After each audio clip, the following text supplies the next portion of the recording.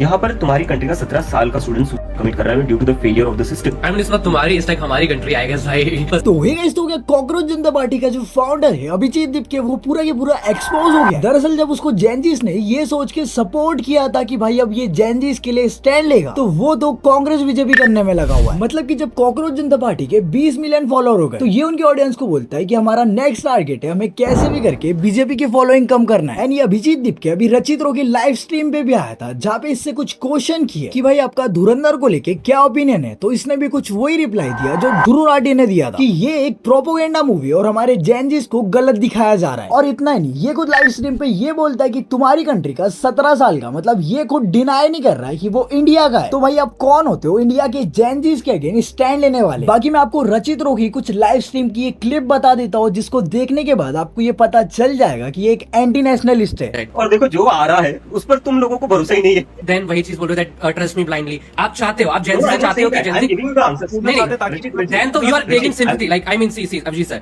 If you are saying that जो आता है उसको आप बिलीव नहीं करते, एक्चुअली में the whole thing is that कि जेनजी क्वेश्चन करना स्टार्ट करे, यही है ना? तो हाउ लाइक हाँ, देन आप मेरे से एक्सपेक्ट नहीं करते हो कि मैं आपको ट्रस्ट करूं।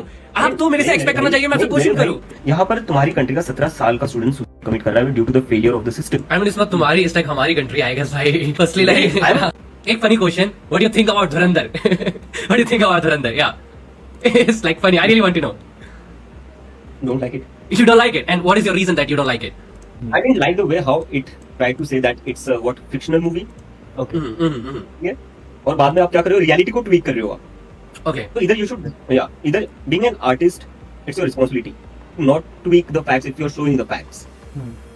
But as a movie, did you enjoy it? I didn't watch it. I didn't watch the second part. I watched the first part.